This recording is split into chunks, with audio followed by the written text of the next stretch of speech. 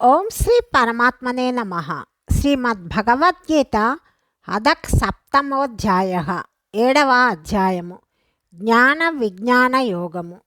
ఈ జ్ఞాన విజ్ఞాన యోగము యొక్క శ్లోకముల సారాంశము తెలుసుకుండే ముందు ఈ అధ్యాయము యొక్క పేరు ఆ విధంగా ఎందుకు వచ్చిందో ముందు మనం తెలుసుకుందాము. జ్ఞాన విజ్ఞాన యోగము. విజ్ఞానము అంటే విశేషమైన జ్ఞానము, లేక అనుభవపూర్వకమైన జ్ఞానము, లేకపోతే జ్ఞేయం అంటే ఆత్మస్వరూపము. జ్ఞానం మాత్రముతో సంతృప్తి చెందకుండా, ఒక జ్ఞానము వచ్చినంత మాత్రముననే సంతృప్తి చెందకుండా విజ్ఞానమును కూడా సముపార్జించాలని భగవానుని ఆజ్ఞ. భగవానుడు ఒక జ్ఞానమే కాదు, విజ్ఞానం కూడా రావాలి అంటే దాన్ని సాధనతో తెలుసుకోవాలి అనేది భగవంతుడి ఆజ్ఞ. అమానితత్వాది జ్ఞానగుణములే కాకుండా జ్ఞేయ తత్వరూపమైన విజ్ఞానము యొక్క పరిచయము కూడా ముముక్షువు కలిగి ఉండాలి. అట్టి విజ్ఞానమును గురించి అంటే స్వానుభవయుక్తమైన పరమార్థ జ్ఞానమును గురించి విశేషముగా చెప్పబడిన అధ్యాయమగుట చేత దీనికి జ్ఞాన విజ్ఞాన యోగము అని పేరొచ్చింది. ఒక జ్ఞానాన్ని సంపాదించటమే కాదు, దాని స్వానుభవంతో అంటే అనుభవపూర్వకముగా పరమాత్మ జ్ఞానాన్ని విశేషంగా తెలుసుకోవాలి. ఆ విషయం గురించే చెప్పబడింది కాబట్టి ఈ అధ్యాయానికి జ్ఞాన విజ్ఞాన యోగము అని పేరొచ్చింది. పూర్వ అధ్యాయముతోటి ఈ అధ్యాయమునకు గల సంబంధం తెలుసుకుందాము. క్రిందటి అధ్యాయం యొక్క చివర యోగులందరిలోనూ పరమాత్మయందు సంలగ్నమైన చిత్తము కలిగి శ్రద్ధతో భజించువాడు సర్వశ్రేష్ఠుడని శ్రీ భగవాను ఆనతిచ్చారు. కానీ పరమాత్మ యొక్క స్వభావములను చక్కగా తెలుసుకుంటే మాత్రమే అట్టి ధ్యానము, ఏకాగ్ర చిత్తము సాధ్యపడదు. కాబట్టి భగవత్ స్వరూపమును, దాని మహిమను, దాని అనుభూతిని చక్కగా తెలియచేసే నిమిత్తంగా ఈ అధ్యాయము ప్రారంభమవుతున్నది. ఇప్పుడు ఈ అధ్యాయం యొక్క శ్లోక తాత్పర్యములు తెలుసుకుందాము. శ్రీ భగవాను చెప్తున్నాడు, ఓ పార్థ, అనన్య భక్తితోటి నాయందే ఆసక్తికరమైన మనస్సును కలిగిన వాడవై ఉండుము. అనన్య భావముతో మత్పరాయణుడవై యోగమునందు నిమగ్నము అవుము. అట్టి నీవు సంపూర్ణ విభూతి బల ఐశ్వర్య గుణయుక్తుడును సర్వప్రాణులకు ఆత్మస్వరూపుడును అయిన నన్ను సమగ్రముగా తెలుసుకొను విధాన్ని వినుము. నేను నీకు విజ్ఞాన సహితముగా తత్వజ్ఞానమును సంపూర్ణముగా చెప్తాను. దీనిని ఎరిగిన పిమ్మట ఈ జగత్తులో తెలుసుకోవలసింది ఏదీ మిగలదు. వేల కొలది మనుష్యులలో ఎవడో ఒకడు మాత్రమే నన్ను కూర్చి తెలుసుకోవటానికి ప్రయత్నిస్తాడు. అట్లు ప్రయత్నించు వారిలో కూడా ఒకానొకడు మాత్రమే మత్పరాయణుడై నా తత్వమును అనగా నా యథార్థ స్వరూపమును తెలుసుకుంటాడు. ఓ మహాబాహు, భూమి, నీరు, అగ్ని, వాయువు, ఆకాశము, మనస్సు, బుద్ధి, అహంకారము అని నా ప్రకృతి 8 విధములుగా ఉన్నది. 8 భేదములు కల ఈ ప్రకృతిని అపరా లేక జడా ప్రకృతి అని అంటారు. ఇది కాక ఈ సంపూర్ణ జగత్తును ధరించినట్లి మరి ఒక ప్రకృతి ఉన్నది. అదే నా జీవరూప పరాప్రకృతి లేక చేతన ప్రకృతి అని తెలుసుకొనుము. ఓ అర్జున, సమస్త ప్రాణులను ఈ 2 విధములైన ప్రకృతుల నుండియే ఉత్పన్నములవుతున్నాయి. ఈ జగత్తు యొక్క ప్రభవము అంటే పుట్టుకయు, ప్రళయము అంటే లీనమగుటయు, ప్రభవము ప్రళయము నా వలననే జరుగుతున్నాయి. అంటే ఈ సంపూర్ణ జగత్తునకు నేనే మూల కారణము. ఓ ధనంజయ, నాకంటెను పరమ కారణమైనది ఏదీ లేదు.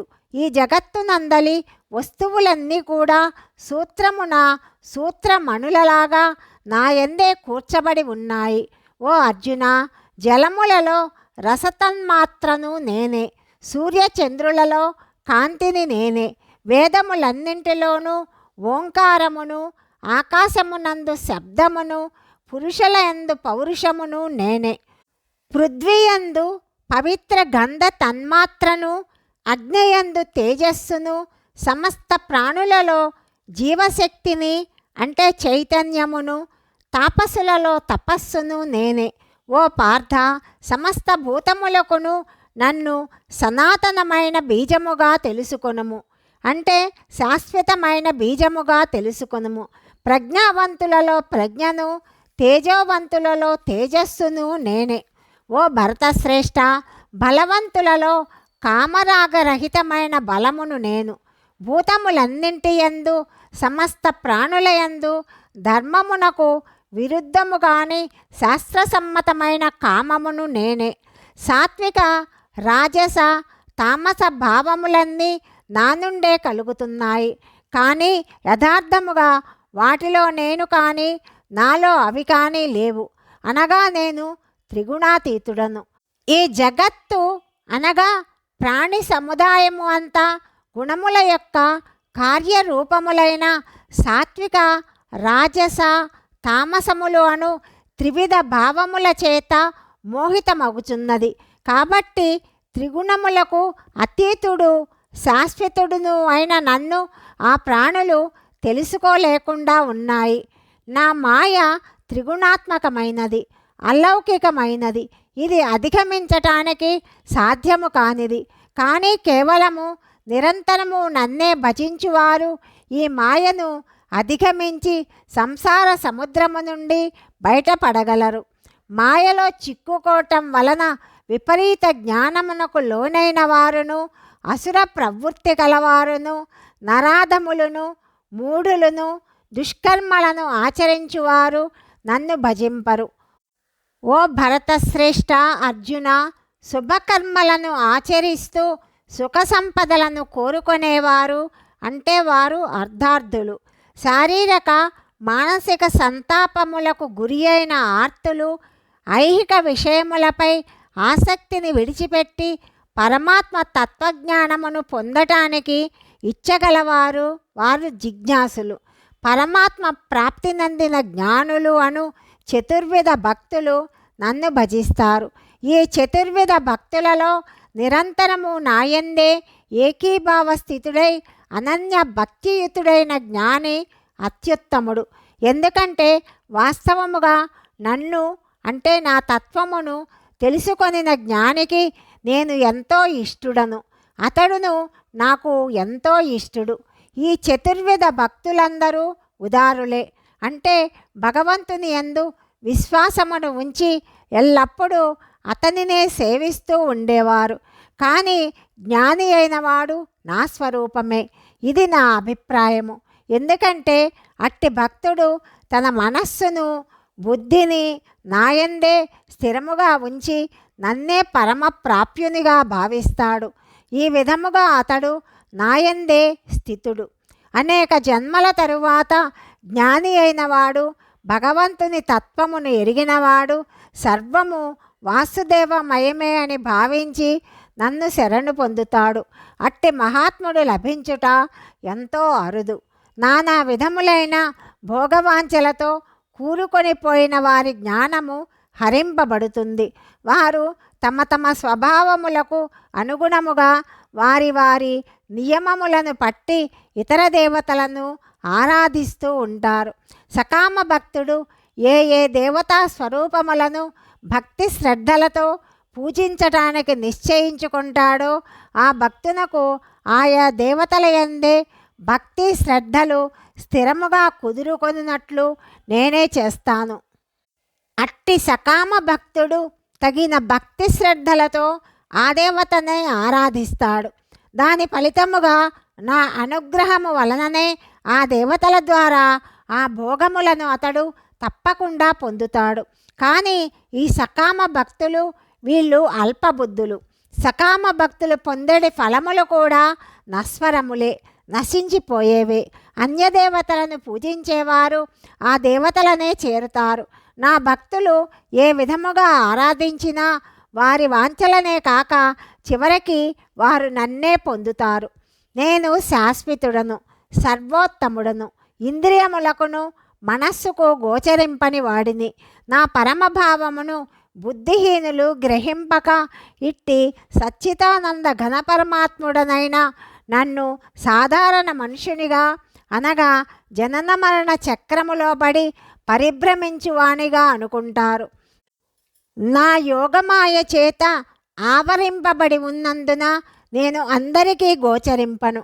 కాబట్టి అజ్ఞానులు నన్ను జన్మరహితునిగా శాశ్వతునిగా పరమేశ్వరునిగా తెలుసుకోలేరు. అనగా నన్ను జనన మరణములకు లోనయ్యే వాణిగా అనుకుంటారు. ఓ అర్జున, గత కాలమునకు చెందినట్టిదియు వర్తమాన కాలమునందు ఉన్నట్టిదియు అయిన చరాచర ప్రాణులన్నింటినీ నేను ఎరుగుదును. అంతేకాదు రాబోవు కాలమున భ్రమవించు అంటే జన్మించు ప్రాణులను కూర్చి కూడా నేను ఎరుగుదును. కానీ నాయందు భక్తి శ్రద్ధలు కలవారు తప్ప వేరెవ్వరూ నన్ను ఎరగలేరు.